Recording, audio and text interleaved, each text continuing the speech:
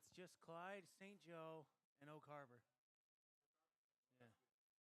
But we couldn't get Mike May on for a team night this year. No, it was we just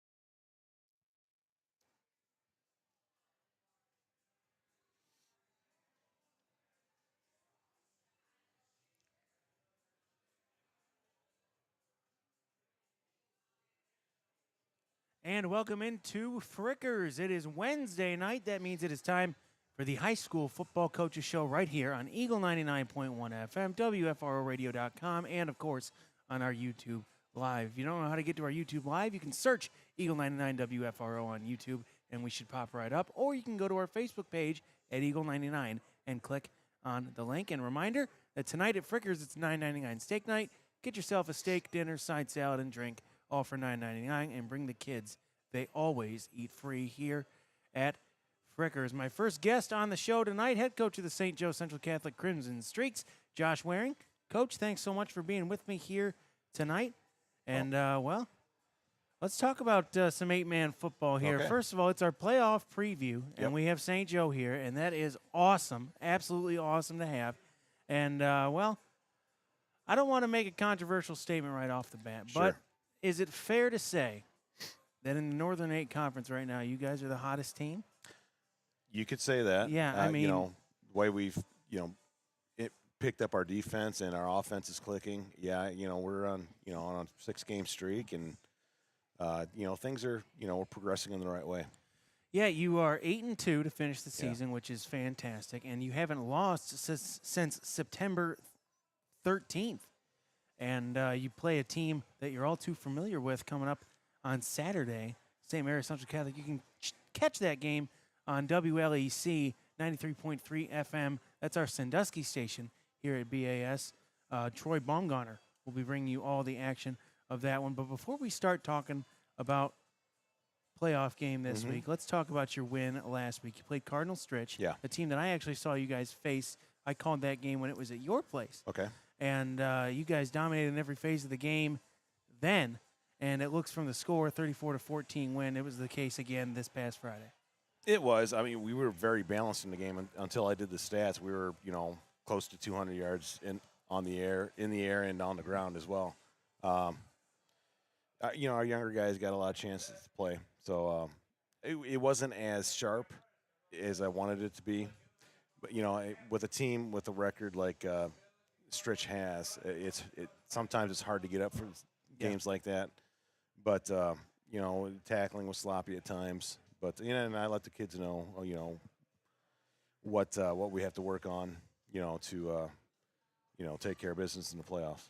Well, let's go back to what you said. You said you got some young guys in. Yes. And for a league and a team that, doesn't have, I don't think they have any JV teams. Well, obviously they don't because they're in 8-man football. Yeah. So to get those young guys in there and to get them that experience that they're going to have next year, how much does that help when you look at the future? Well, it helps immensely. I mean, there's nothing like game reps. I mean, you can practice all you want and do the same thing over and over, but until you get somebody different in front of you and the conditions change, you really have to be able to adapt to what, you see live. So it's great. It's a great experience for the kids. It's always nice to hit somebody else. That's right.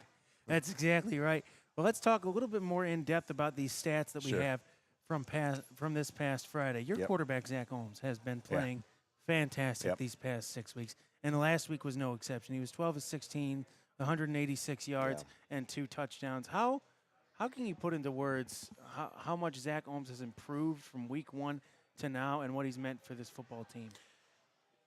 He really came out of his shell in the St. Mary's game. I mean, he had a great game. And from start to finish, I mean, the confidence level, not just him, but, a lot of different players on our team, it skyrocketed. And, and it should, because they're actually starting to see the fruits of their labor. And, they're competing at a pretty high level, and they're all in it together. I mean, I've not been around a team that's as close as this. They all play for each other. They all love each other, and they're ready to get after it. But Zach is really, he's a captain for a reason. Yeah. And, he is a leader. And like I said, the St. Mary's game really, he took that step to the next level, and he's been leading ever since. Well, here's another kid I want to talk about is I saw him emerge really as Zach's kind of favorite target. Yeah. He didn't have much of a stat line last week. I wonder maybe if it's due to injury again. I haven't been able to see you guys in a few weeks. But, everyone wants to talk about Andrew Spieldenner and Liam Thiesing, and they're great players, and it's great. But how about Owen Tuman stepping up? Owen Tuman, unfortunately, he's been injured the last, since the St. Mary's game, I believe. That's where he came out. But even before that, I mean, he had 10 touchdowns for the season. And he was a big play threat. You see him run. You see him do the routes. He runs very good routes. He's very smart. His football IQ's really high, but and he catches everything thrown to him. But yeah, he had the 2 touchdowns in the St. Mary's game, and was a deep threat for it. And we got other deep threats too. Yeah. Oh, absolutely. But he's still in the sling, but he's trying to get it worked out for maybe if we're lucky enough to make it to next week, and we'll see what happens. And another question, one more about Owen is a lot of times when guys go down with injury, they can get discouraged. And I'm just wondering, his locker room leadership, has it taken a step, or has he stepped up where he needs to be on the sidelines in the locker room? Unfortunately, this isn't the first time he's had that collarbone injury. He did 2 years ago. And it was a first day of practice, and he was out for the whole season. And now this happens in his junior year. So it's not the first time. But his leadership he does a very good job. He does I think he should be a football coach. He's like an offensive coordinator because he takes care of our helps with our scout team offense, and Wow. he's throwing plays out there. I've got a binder for him with all the Wow. team's plays, but he does a great job, and it keeps him involved in the game. Yeah. And like I said, these guys are very close, and his connection with Zach was undeniable, and the nice thing is they're all for the most part juniors. Yeah. Yeah, he'll have him back next year, Yeah. which is great. Let's talk. I'm talking with head coach of the St. Joe Crimson Streaks, Josh Waring, and let's talk a little bit more about a couple more of these Sure. kids. The two big ones, of course, Liam Thiessen. Last week on the ground, he had 19 yards and 1 touchdown, and in the air, he had 49 receiving yards and a touchdown. So what has Liam been able to do? How has he really blossomed in your offense, and what's he been able to bring to the table the past few weeks? No, he's almost impossible to guard. I mean, the nice thing is we have options in our offense, and he plays a position where we can isolate him on certain people, and Coach Nisley, our offensive coordinator, does a great job of getting him the ball. And then, like I said, we have options, and you're darned if you do, you're darned if you don't, against us. So, he's really blossomed. I mean, he's this is his third year starting. He started as a freshman.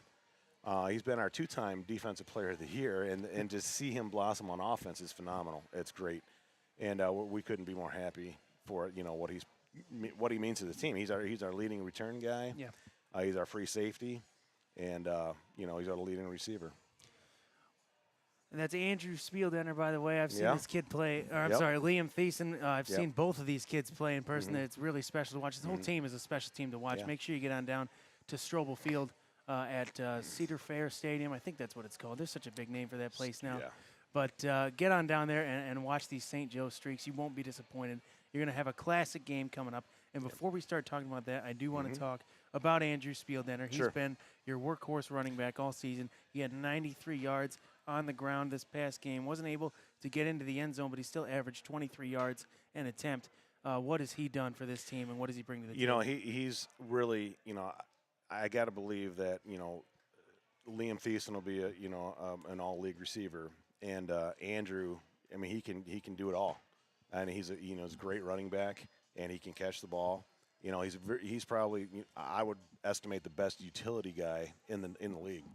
Because he can do it all, and he plays middle linebacker for us too. And so he's a jack of all trades as well. Great athlete. I mean, he runs hard. He's more of a tailback kind of in our offense when we do, go heavy. Ethan Grawl, the senior, he's more of a fullback type, and he gets us the tough yards when we need it as well. Talking with head coach for the St. Joe Central Catholic Crimson Streaks, Josh Waring. Josh, a couple final questions for Sure. you tonight. Thanks for being with me, as always. Your next opponent coming up is an opponent you're familiar with, St. Yeah. Mary's Central Catholic. Yes. Sandusky St. Mary's Central Catholic. Correct. And the last game was a classic for the ages. It happened on September 27th. You guys prevailed 1 point, 29-28 over the Panthers. Yep. And was it a 2-point conversion? I'm not familiar. It was. Two-point It was a conversion two-point to win? conversion. Yeah, and there was only like 40 seconds left in the game. Oh, man. We brought the kids over, and do you want to go for it? And before I could even ask them, they said we're going for 2. Yeah. And that's really been the jumping point. Taking that to the next level is our guys' confidence and say we're going. We're here to win. We don't have these opportunities often. Let's go. Let's Well, get after it. at that point in the season, you guys were the David to St. Mary's Goliath. Correct. And at some point, David stops slinging his stones and wants to get the knockout, and I think the kids knew that. That's fantastic to hear, and hopefully there's another classic game coming up on Saturday. But what do you guys think you have to do offensively and defensively to get that win over the Panthers? Turnovers. I mean, you got to eliminate turnovers and mistakes. If you look at our film, it's penalties that set us back. We can't get behind the sticks. That's number one. We got to stop their run. They have a younger quarterback, and he's blossomed. He's come of age the last 3 games, and he does a very good job. And we got to contain him. But I told the kids, it's going to be a knockout, drag-out battle. I mean, the team that can endure the most pain and get back up is a team that's going to win. Yeah. That's what kind of game it's going to be. And I told them, you're going to be hurting Sunday morning. It's a lot better to be hurting with a W than it is with an L. and then keep going. Oh, you're absolutely right. Head coach Josh Waring of the St. Joe Central Catholic Streaks. One final question for you. You say it's going to be a knockdown drag out. Whoever gets up last wins. If you guys end up prevailing Saturday night over the Panthers, do you think that might give you an edge over the winner of the other game? I believe it's Chalker and Danbury. Do you think that gives you an edge if you end up prevailing on Saturday? I think so. I mean, everyone, St. Mary's has been the gold standard in the league, and we've already beat them once, and then we'll make ourselves known. We do it again. Yeah. And I know both the teams that we either one. No one wants to face us right now. Right. Nobody wants to play us. Yeah. Well, you're the hottest team in Northern 8. I just said it. So we're looking forward to it. Yeah. I mean, if that were if that comes to be, we're looking forward to getting to Leetonia and taking care of business. Sounds good. Good luck, Coach. Thank you, sir. Show them on Saturday night why they don't want to face you. That's will. Josh Waring, head coach of the St. Joe Central Catholic Crimson Streaks. Coming up next, we are going to talk with Coach, I believe Mike May. I forgot the order. John, don't yell at me.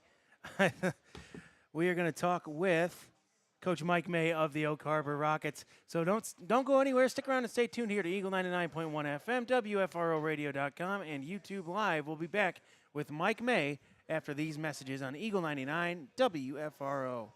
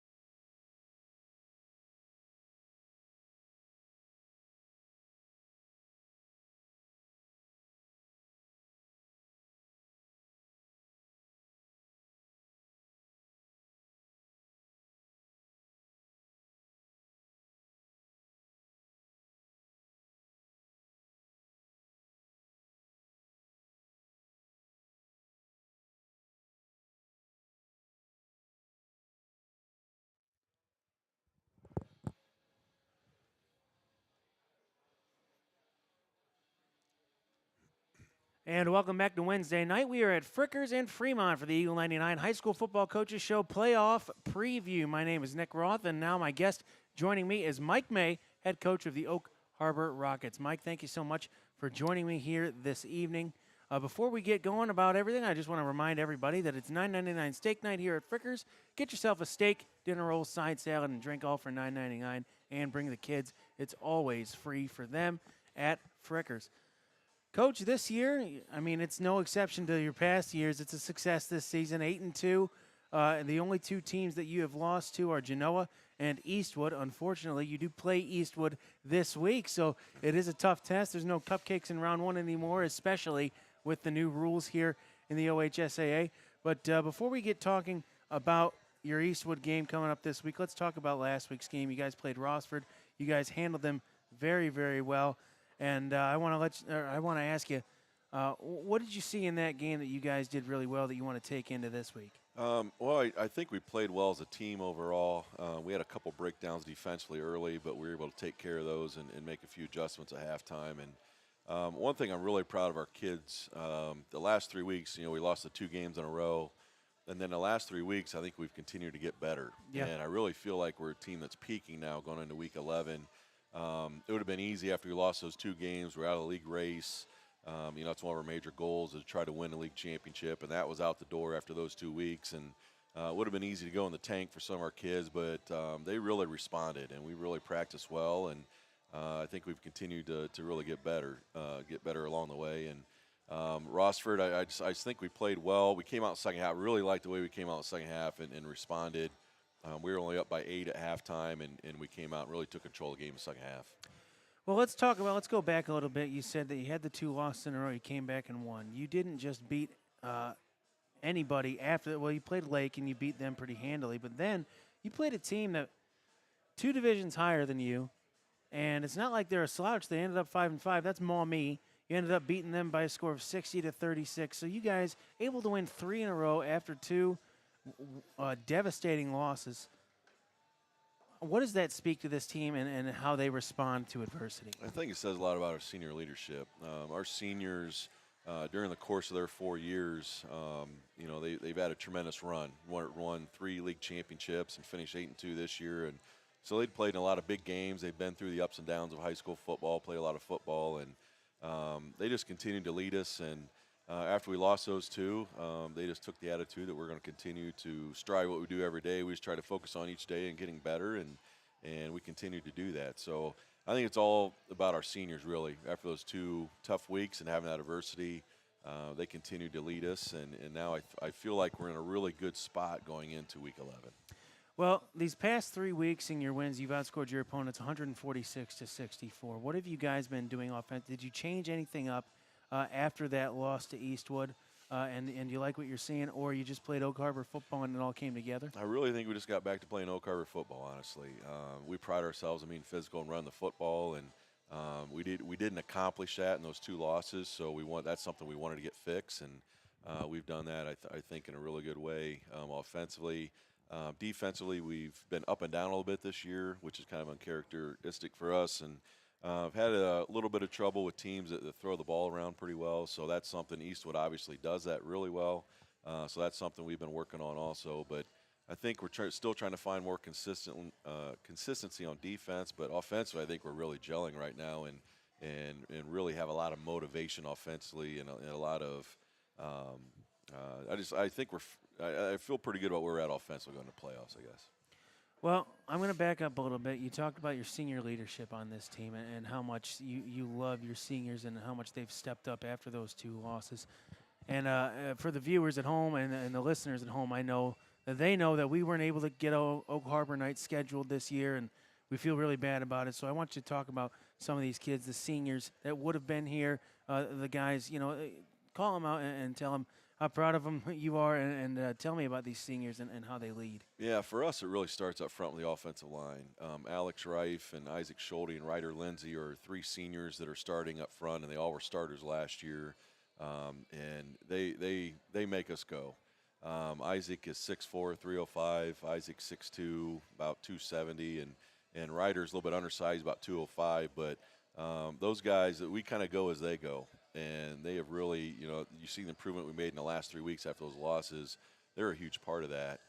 We have a senior running back, Blake Nickel, who's right at 1,400 yards rushing. Wow. I think he's at 19, maybe 20 touchdowns, somewhere in there. And he's a really good running back. He had to wait his turn behind Carson Reidner, who's a 3-year starter. But he'd played a decent amount the last couple years and has really taken off. So offensively, they make big plays for us. Wyatt Augsburger has 44 catches, I believe, on the year. He's our big play guy on the outside. And our quarterback, Braden Porath, has continued to get better every single week. He's a first-year starter as a senior. Defensively, Cooper Schultz has been a tremendous leader for us. He's our free safety. He's a senior, started last year at corner. And he's really been kind of our quarterback of our defense. He has 6 interceptions right now. He's 1 away from the school record, so he's hoping to get one here this Friday, but he's done a tremendous job, and so I think we have a number of guys that have been fully bought in from day one when they're freshmen, and have continued that through this year, and I know they're highly motivated to make some noise here in the playoffs and continue to play well. Talking with head coach of the Oak Harbor Rockets, Mike May, another successful regular season at 8-2. He told us all about his seniors and all about last week's game against Rossford. Well, now we're going to talk about this week's game against Eastwood, a familiar opponent, one of your 2 losses this season. Last game, it didn't go that you played against Eastwood. It didn't go as well as you would have hoped. What do you have to do differently than you did this last time to maybe get a win on Friday night? One thing we have to do offensively, and something we've talked about, we've improved on, is we have to run the football and keep the ball away from their offense. And one thing we didn't do last game is finish in the red zone. We got down there, didn't score, and it was a 14-6 game with about 4 minutes left in the half, and they scored it towards the end of the half, and then we threw a pick 6 right at the very end of the half, so it kind of blew it open. It was out of reach then at halftime. And then defensively, we have to try to prevent giving up explosive plays. That's one thing that really hurt us in the first game. Their starting quarterback had come back. He had a broken arm. He came back. His brother, who's a very good athlete, had filled in for him at quarterback. They moved him out to receiver to give him another receiver to add to their very athletic group of receivers. So we definitely have to try to keep the ball in front of us, and open field tackling is going to be a huge key for us. And they're really good on special teams. They have all those athletes on their special teams. So special teams are going to be absolutely critical in this game. So if we can sustain drives, eat up clock on offense, finish in the red zone, and prevent giving up the big plays like we did last time, I think we can be in good shape. Never count out a Mike May team. That is the motto around Oak Harbor for sure. A track record of success, no different in this regular season. I wish you the best of luck Thank you. on Appreciate Friday, it. Coach. And thank you again, Coach Mike May of the Oak Harbor Rockets. Appreciate Good it. luck. Thanks a lot. And Appreciate it. my name is Nick Roth. Joining me here at Frickers on WFROradio.com, Eagle 99.1 FM, or YouTube Live. Welcome. This is the Eagle 99 High School Football Coaches Show. And while we have a couple minutes, I do want to talk about the upcoming schedule for our Eagle and Wolf stations. Eagle 99, of course, is what you're tuning into right now, but our sister station, 92.1 The Wolf, has some stuff coming up as well, and we'd like to let you know about it. Tomorrow, the Ryan Day Show on 92.1 The Wolf from 7 to 8 p.m. Ryan Day will talk about the Buckeyes' upcoming opponent this Saturday. They're coming off a bye week, and they are hungry for a win. Another win, I should say. You might not be interested in that. A lot of Fremont people here, I know that you're Michigan fans, so if you're not, don't tune in. But I'm a big Ohio State guy. I listen every week to Ryan Day and what he has to say. And, of course, on Friday, we have your high school football fix right here on Eagle 99. Tim Boulware and Scott Logan, who's around here somewhere. He was here this evening. He ate his big steak dinner from Frickers right here next to me. They're going to be at Olmsted Falls this week to watch the Ross Little Giants take on Olmsted Falls. That's going to be pregame at 6:30, kickoff at 7 o'clock as well. And as for me on 92.1 The Wolf, I will be at Bellevue to see the Clyde Flyers and the Bellevue Redmen Battle of Route 20 playoff edition. I am very, very excited for that. It's a rematch of that Week 1 game where Bellevue was able to prevail at Robert Bishop Stadium in Clyde, but this is not the same Clyde team that Bellevue saw Week 1. It's going to be one for the ages, I think, and that's going to be me, and John Kearns will be joining me as well for that game on color commentary. On Saturday, we have your college football fix. Buffalo at BGSU football, 11 o'clock pregame, 12 o'clock kickoff. John Kearns is going to be back at the Fremont Station board hopping it, and, of course, you'll have Todd Walker on the call. On 92.1 The Wolf, the Penn State Nittany Lions face the Ohio State Buckeyes, 10:30 pregame, 12 o'clock kickoff for your Paul Keels call. And that's what's coming up this weekend on Eagle 99.1 and 92.1 The Wolf. And when we come back, we'll talk some Clyde Flyer football with assistant coach Matt Flewelling. There's plenty to talk about. They just came off a win again, I believe. I was there. I should know. Yeah, they came off a big win last week, and they're going to look for another one this week.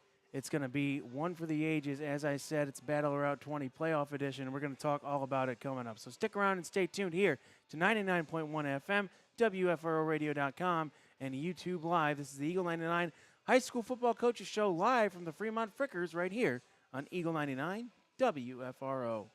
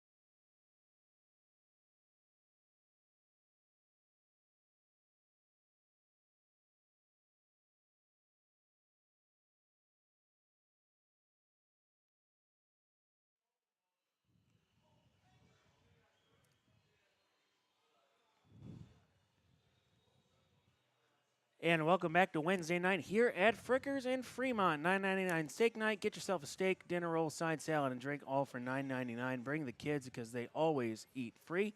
My name is Nick Roth. Thank you for joining me on Eagle 99.1 FM, WFROradio.com, and, of course, on YouTube Live. Get on over to our Facebook, click the link, and watch us live here from Frickers. Joining me now, assistant coach for the Clyde Flyers, Matt Flewelling. Coach Flewelling, thanks so much for being with me here tonight. Your last game against the Norwalk Truckers, we were there. We saw it was complete domination. If I do say so myself, you guys took it to the Truckers, 34-3 win, and well, that win may very well have been what propelled you into the playoffs, as you guys just snuck in there in that 12 seed, and Vermilion was actually the team that was knocked out. I believe, I'm not a statistician, and I don't know how this math works. But I believe since Norwalk beat Vermilion and you guys beat Norwalk, that's what propelled you over Vermilion into the playoffs. No matter what, you guys are in, and you play one for the ages this Friday that I'll be at. You play your rivals, your hated rivals, the Bellevue Redmen, at Bellevue this time, and you're looking to get some revenge. And let's talk about Norwalk first, though, before we get talking about that. You guys dominated in every phase of the game, offense, defense, and special teams. You had a little bit of a lapse. You didn't give up a touchdown, but you gave up a big return. But barring that one slip-up. I get yelled at every week do when you? I do that. Yep. Like I'm out there kicking the ball, and I get screamed at, and a lot of other things. Other than that, you guys played a fantastic, almost flawless game. Jonathan Lance, your quarterback, he was 11-15, 271 yards, and a touchdown, and, of course, Adam Young on the ground. He was our player of the game unofficially. We don't have that, but if we did, he would be it. He had 22 carries for 119 yards and 3 touchdowns. I guess my question for you, Coach Flewelling, sorry to ramble on in this first question, but what did you see out of your team on Friday night that you liked that you want to bring into this week? Well, I think, preparing for the wing tee, I'm just trying to get our scout players, every week we're prepping for spread teams, and then all of a sudden we're under center, and just preparing for what they do and translating that to our kids. It's a very frustrating time for me because I run the scout team. Sure. I thought we played really well. We came up, we tackled well. And, this time of year, if you're not tackling, you're not winning. We blocked pretty well.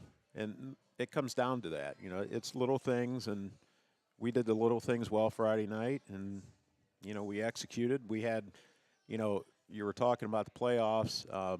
We thought at about 10 o'clock that we were out because Clearview had beaten Keystone, and that was kind of a swing game for us that, if Keystone beat Clearview, that we'd probably be about the 11th seed. So when it all came down to it, you're looking at who beat who on Vermilion's schedule, and it just worked out. They had one team that they beat, and that was Margaretto, that won Friday night. Huron was they had beaten Huron but lost to Edison, and we beat Edison, and it was a 24-21 ball game, and in fact, Huron was in control of that, and Edison won, late in the game, and that was kind of that, and, we took care of our business. We wanted to go out winning at home and see what happens, and, about 1 o'clock, we kind of figured out that we were going to be in, and we got to practice on Monday, and that's kind of our motto. And, you talk about practice all year, knock on wood, tomorrow is going to be a mess, but generally speaking, the entire year has been great practice weather. Probably best that, I've seen in a long time. Yeah. Well, Kyle and I talked about every week how great game weather was every week. It seemed like every week I was saying, wow, the weather tonight is fantastic.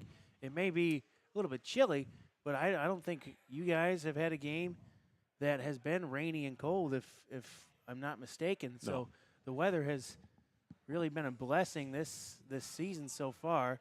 We say that, and there's going to be a downpour that happens on Friday night. But, Yeah, well. But they're not calling for it, and, you don't want that for sure. We've been in some games that, weather can really dictate the game, and, let's have good weather Friday night, Yeah. and so either team can't blame the weather on who wins, who loses.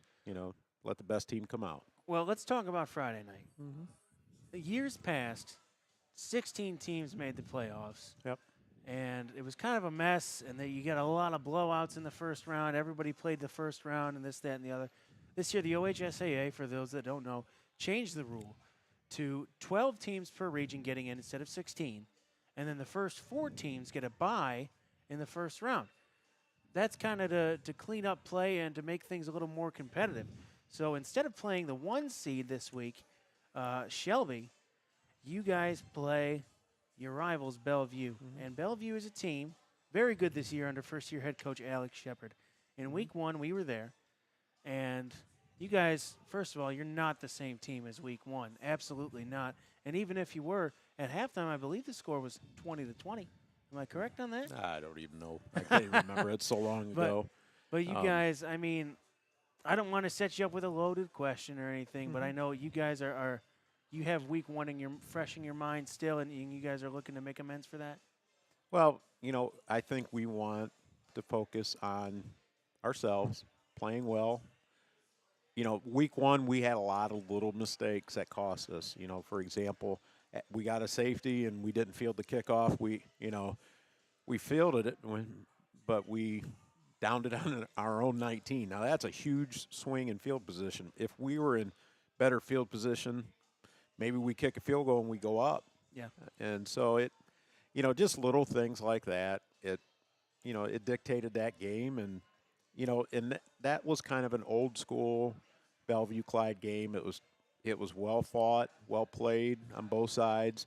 The team that wins makes a few more plays than the team that loses. Yeah. I mean, that's what it comes down to, and Yeah. hopefully Friday night we make a few more plays than they do. Have you guys been studying that film a lot this week as coaches, and are you learning from your mistakes in week 1 and maybe putting in some new stuff this week? Yeah, we're running the wishbone this week, and we're going to quick punt on 3rd down and all kinds of stuff, and try to milk the clock. Maybe we'll run a little double wing, but no, seriously.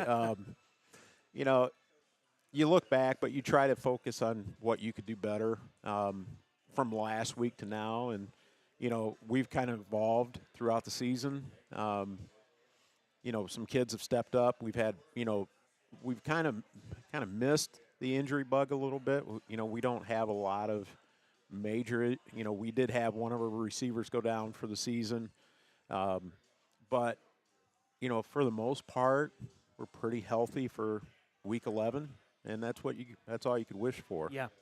Well, you're absolutely right. You guys are healthy, and you guys are clicking. The past few weeks, you guys have been, besides that game against Columbian, and I talked with Ryan Carter about this last week. Tiffin Columbian is a team. Don't be fooled by their record. They ended at 5-5, but they seem to be a team that can really turn it on when they want to turn it on, and it seemed like they wanted to turn it on against you guys. But before that, you guys had won 2 in a row. You've won the last 3 out of 4 games. And you guys are looking to go on a roll. And some of these guys that or maybe struggling at the beginning of the year, not so much Adam Young because he was always performing very, very at a very high level. But Jonathan Lance maybe missing some throws here and there. Deacon Crockett dropping some passes here and there. It seemed to all of a sudden click. And now Jonathan is throwing balls that are dimes down the field. Deacon's catching them and dusting defenders. You have other kids stepping up on offense like Hector, who's been a huge asset on defense, but now he's stepping up on the offensive side of the ball. Lincoln Mullins is another back you can throw in there and can perform maybe not just as good as Adam Young, but pretty darn close. And, of course, Cole Sangstock as well. And I was talking with Coach Carter about Cole, and he almost got emotional saying, this kid does everything I ask of him. So these kids that are leaders on your team, I've even said your son Mason, how about Eric Caldwell, Hunter Thomas, all these guys. You guys have really started to put it together. What's the confidence like in this locker room, and what have you seen the biggest improvements from that week 1 game to now? Well, bottom line is the kids did not pack it in when they could have. Yeah. They could have packed it in. We were 0-4, 0-5. I don't even remember. They could have packed it in. 0-4. And just kind of move on and say, yep, I'm ready for wrestling, basketball, whatever it would be. but they did not do that. And all the credit to the kids because, they just kept playing. And that's kind of our thing. Just keep playing. There's been games that we haven't been in. There's been games that have been close. And, we haven't had too many of those games where we're on the, far front side of it. And, we had a couple of games that go in the fourth quarter with Edison, Port Clinton. Yeah. Kind of is what it is. I mean, a lot of teams would have packed it in after week 3, week 4. That game, that week 5 game, I want to talk about because like you said, you guys are 0-4, and you got Port Clinton, and then you're playing Perkins, and then you're playing Edison and Sandusky, and your schedule it didn't look like it was going to get any easier. That Port Clinton game where you guys scored 55 points, got your first win of the season. How big was that in the middle of the season? What did that say about your offense and what it could be, and how did the kids' faces and attitudes change? After that week 5 win. Well, they almost fired a special teams coach because we gave up a couple of touchdowns Oh my gosh. on kickoff. There's no way they almost fired Oh you. yeah, they wanted to get rid of me. But just again, keep playing. I think I looked at it today. We ran like 89 plays that night. Yeah, I was there. 89 football plays. Felt like 189. In a high school football game, that is a lot of football plays. And we just kept playing. Our kids did not pack it in. I can't emphasize that enough. I mean, again, some kids would opt out and decide, hey, I'm done. I don't want to get hurt, and and we've got younger kids practicing this week. It's just a good feeling, and you want to keep that good feeling. You want to, we're not driving 2 hours. We're driving 10 minutes down the road, playing that team, and they've had a great season too. There's no doubt their defense is lights out, and their offense stays on task. They move the chains. Yeah. And they take a few chances here and there, but they stay on their pace, and that's something that we've got to play pretty good defense this week. We want to stay in the game, and we got to be solid on special teams and go from there. Talking with assistant coach Matt Flelling of the Clyde Flyers, the special teams coordinator. I want to talk to you a little bit more about this week before we send you off. You're playing Bellevue, hated rival, Battle of Route 20 playoff edition. There's a lot of headlines for this game. What are you guys preaching in the locker room to your kids? Are you telling them tune all that noise out and just go play Clyde football, or are you saying, hey, this is our chance to get some revenge? No, we worry about ourselves. We respect them because you know what? Bottom line is it's Clyde kids playing Bellevue kids.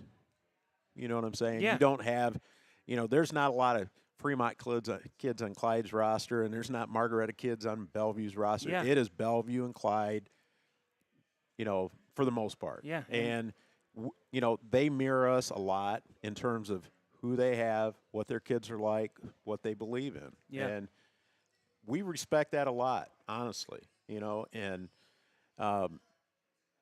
when it comes down to it, you don't have the Plan B free agents coming in and all that type of thing. And but, we're worried about ourselves. Yeah. We want to play hard. We want to be respectable, play the game hard, and that's our motto is Clyde Flyer football is we want to play the game right, play it hard, and if at the end of the night we win, we win. If you get us, you get us. But we're going to do it the right way.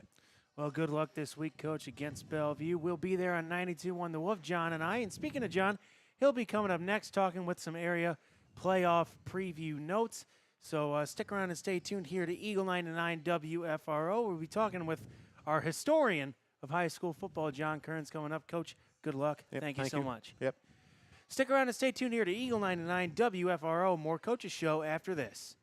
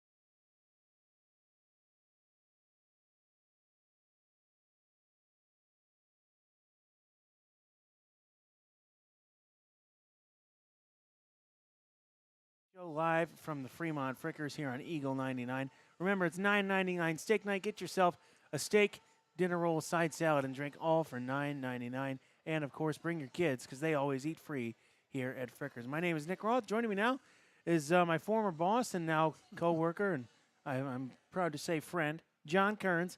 And he's going to talk with us about some playoff football. He's going to talk a little bit about Ross since we can't have Coach Long on tonight. He was busy, and so were the assistants, so we apologize to all those Ross fans that were expecting him. Not tonight, but he'll talk about their matchup with Olmsted Falls. Before he does, I would like to say thank you to Frickers for having us here this Football Coaches Show season, and hopefully they'll allow us back for basketball. And, John, great to see you outside of the confines of BAS Broadcasting. And let's talk some playoff football. Let's talk the Ross Little Giants. Last week, my memory is escaping me. Well, they here. played Bowling Green, and they won that one 28-0. Although that game was pretty close, in the third quarter, halfway through the third, it was still 7-0 Fremont. And Bowling Green just couldn't do anything offensively. The Ross defense did great. I don't think Bowling Green, and maybe twice all night, got into Ross territory, and it was around the 45-yard line. So they didn't threaten at all last week.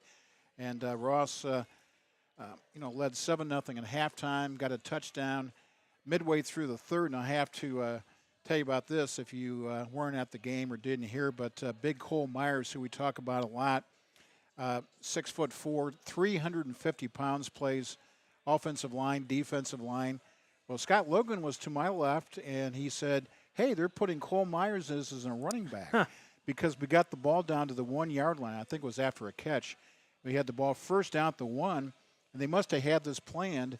And so the big guy came back as a running back, took the handoff, put his head down, and bulldozed his way into the end zone, taking about 5 Bowling Green guys on his back. Yeah, probably nothing to him. So he got a touchdown, which his first, probably his only high school touchdown. And that made it 14-0. Ross scored 2 more times to make it 28-0. They had 3 interceptions in the game, but their defense looked really, really good last week against a not bad Bowling Green team. Their record not that great, but they played a lot of teams tough, including Napoleon. And Ross was just coming off a tough loss at home to Napoleon, 7-0. And that was a tough loss, but they kind of shook it off and made the playoffs. And again, they'll have to go to, the western suburbs of Cleveland. They've done that several times, and recently. And this time it's Olmsted Falls. And Scott Logan said even though they've lost 3 or 4 games, Olmsted Falls looks pretty good. It's going to be a challenge for the Little Giants. Yeah, they said. I was talking with Scott earlier. He said, don't be fooled by their record. They look really, really good.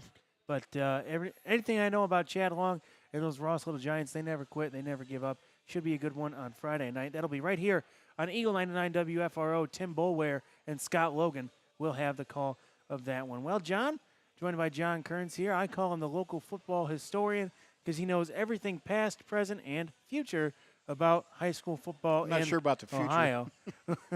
Well, Friday counts as the future, I guess. and you got some matchups across all regions and divisions for this season. So, John, why don't you take us through some of those? All right, Division I, and these teams are very familiar, Whitmer and Perrysburg. Perrysburg has to start out a home game this Friday against Cleveland St. Ignatius. Oh, yeah. Now, that's a school that's won a bunch of state championships, a big powerhouse around Cleveland, but they're down. They just barely made the playoffs this year, had a losing record, but enough points to get in the playoffs, and they'll play at Perrysburg.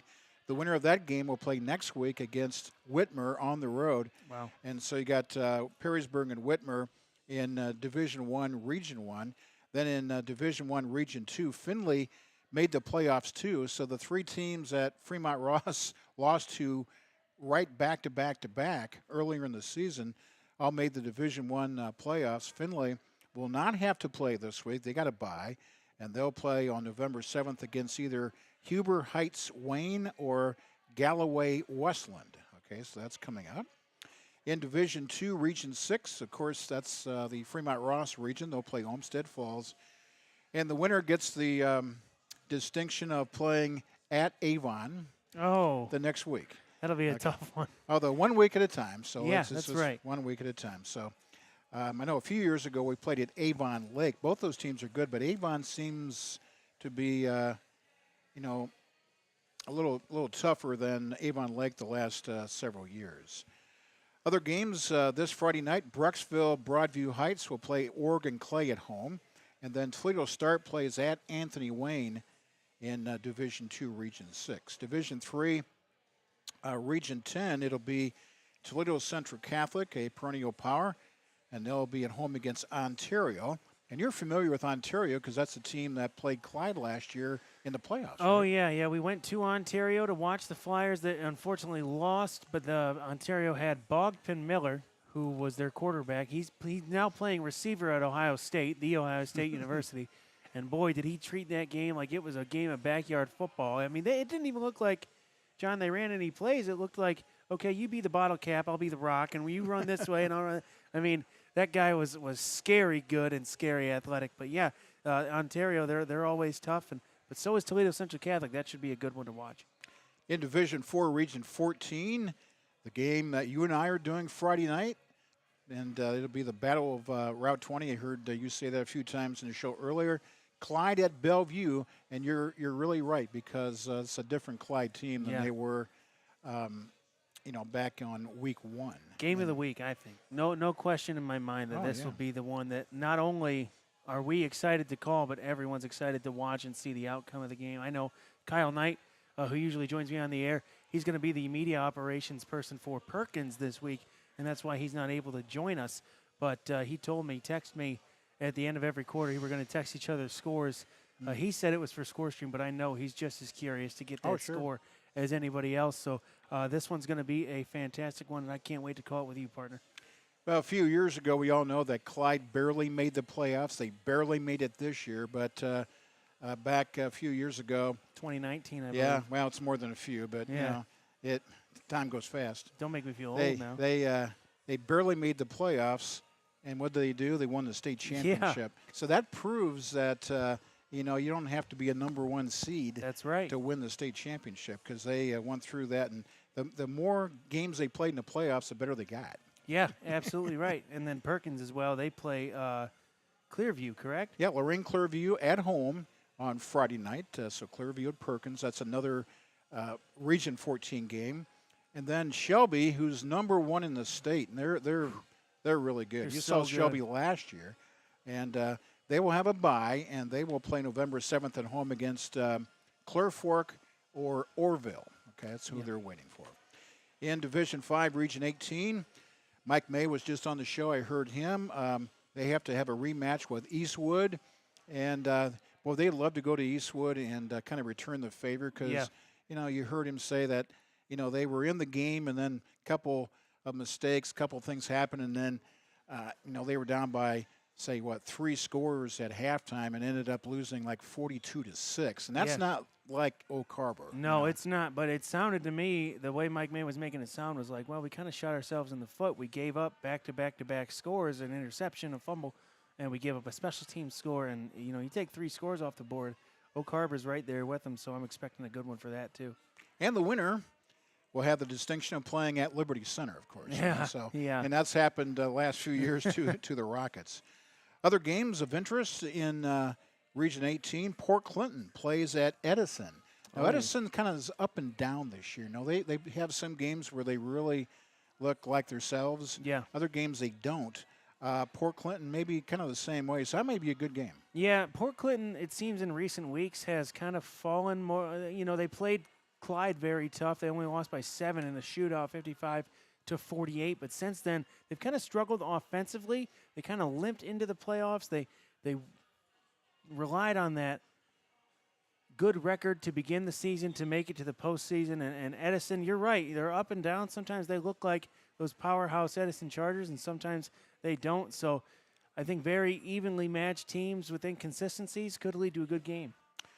So in Division 6, Region 22, on Friday night, Woodmore plays at Seneca East, so 2 area teams. Woodmore, first time they've made the playoffs in a while, unless did they make it last year? I don't think they did. No, Woodmore did not. No, so this year, and they had a rough stretch. They sure did. And now they're coming back, and they'll play at Seneca East, who, has a really good football team. So we'll be interested in seeing the results of that. Margaretta has a week off. They get a bye, and they'll wait to see the winner of Patrick Henry and Cary. And then Hopewell Loudon also has a bye in Region 22. They'll play either Bluffton or Collins Western Reserve on November 7th.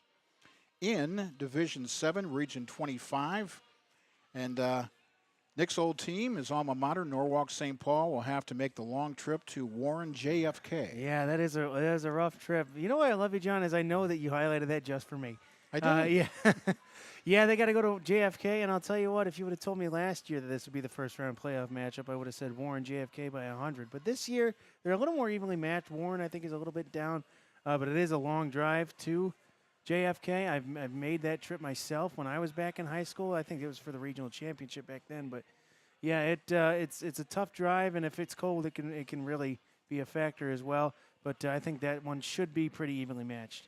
Also in Region 25, Monroeville gets a bye. The same league, the Firelands Conference, and they'll play next week the winner of either Malvern or Ashtabula St. John's School. Wow. You know what I love about the playoffs, John? I love hearing the names of teams, and you're like, whoa, where are they? And I love high school playoffs because you never know who you're going to draw. Well, I learned one school because if St. Joe would happen to make the, their conference championship, they have to go to the huge school of Leetonia. Yeah. I had to look it up. I go, where is that at? Yeah, we looked it up together. They look like they have a really nice facility, Yeah. But it's Small. in the middle of it's Eastern Ohio. It's in the middle of nowhere. I went to school at Youngstown State for a year, and I looked it up, and it's right by Youngstown. I'd never heard of it. That's how small it is.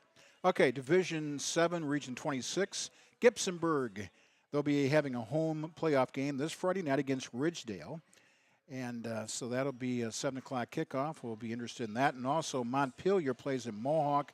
Mohawk, of course, down south of Tiffin. So a couple of Region 26 teams.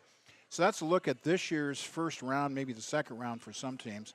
Just a reminder that last year's state champions in 2024 in Division 1, it was Olentangy Liberty beating Cincinnati Moeller 28-14 for the championship game. Division 2, Avon, we just talked about them, Yep. played Cincinnati Anderson, won that one 20-13. Division 3, Columbus Bishop Watterson, their powerhouse, they beat Toledo Central Catholic 19-14. Division 4, it was Indian Valley beating Perkins, a heartbreaker for Perkins, 37-36. Division 5, a team that's not even in the playoffs. A lot of Ironton, controversy surrounding this. Yeah, they're banned from the playoffs this year, and it's a long story, but they have some allegations against them, and so they are not in the playoffs, but they won last year's state championship over Liberty Center, which is west of Bowling Green, 28-17. Division 6, Coldwater, in that league, that great league over in Western Ohio, beat Kirkland 31-7. And Division 7, Marion Local, and we'll talk about them in just 1 minute, beat Jeromesville Hillsdale, the home of Kyle Knight. Yeah. And I won't say the score. Poor Halesdale was doomed from the start in that one. Yeah, well, I won't say the score because it was not close. So anyway, real quick here, Nick, to wrap things up because we're about out of time. Yeah. But we have to give a salute. Now you say Marion Local. Is that Marion, Ohio? No, it's not. It's not close to Marion. Okay. It's a little town called Maria Stein. It's over by Minster. You go, where's Minster? Okay. If you're on I-75 and you go to Findlay, and then you're going south and you go through Lima, and then after Lima you go through Wapakoneta, and then you go another 15, 20 miles, and there's a little town called Anna, okay? Take a right at Anna, go west about 15 miles, there's Marion Local. Okay, so now you know where it's at. This year, they are 10-0 in Division 7, haven't lost a game. 2024, they were state champs, 16-0. 2023, they were state champs, 16-0. 2022, they were state champs, 16-0. 2021, they were state champs, 16-0. I'm sensing a pattern here. Yeah. So They've won 74 straight games, including playoffs. Wow. And 5 state championships. The last time they lost was the last game of 2020, where they lost to New Bremen 24-17. And that was the last time they lost. So they lost November 6, 2020, and they have not lost since. Now, I think they may not make it all the way this year because they had 3 very tough games this year. They beat St. Henry 21-14. They beat Versailles 20-19, and they beat Anna 28-27 in 2 overtimes. So we'll see, if they can get into the playoffs and run the tables again. But they didn't do that the last several years. They didn't have any close games. Yeah. They just all their games were blowouts. Yeah, we played Marion Local when I was a freshman in high school. St. Paul went to the state championship, played Marion Local. It was 34-0 at halftime. There was no beating these kids. They're farm kids. They're country kids. They got nothing to do out there except play football and bale hay, and that's all they do all day. And Build their muscles up. Yeah, they build their muscles up. I don't understand. That's the longest winning streak in the country, to my understanding. Yeah, 74 in a row. And they pulled out 3 of them this year. The rest of their games are kind of blowouts. But so we'll see. We'll keep an eye on Marion Local. But that's just something to note because that's very impressive. That's all I got. Well, very special thank you to John Kearns tonight for joining me on the show, giving you all that history and trivia of the high school football playoffs. Make sure that you tune into your favorite high school football games this Friday evening right here on the BAS Sports Network. And also on Saturday as well, because on WLEC we'll have that St. Joe versus St. Mary Central Catholic matchup, state semifinal game on Saturday. 93.3 93.3, right? 93.3 or 93.5?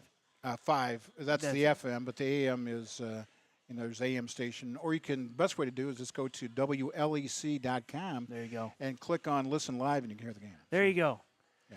Well, thank you so much to John, and thank you so much to Frickers again for hosting us this year for the High School Football Coaches Show, hosting us again. Thank you to Josh Frederick, our video guy. Took our video from low-level, terrible video that I was running for the past couple of years, and he put it up in a professional quality. Thank you so much to Josh. And, of course, thank you to our loyal board op, Aiden Klein, back at the Fremont Station. For John, for Josh, for Aiden, for all of us, I'm Nick Roth saying thank you, good night, and stick around and stay tuned to Eagle 99 WFRO. All the hits, all the time.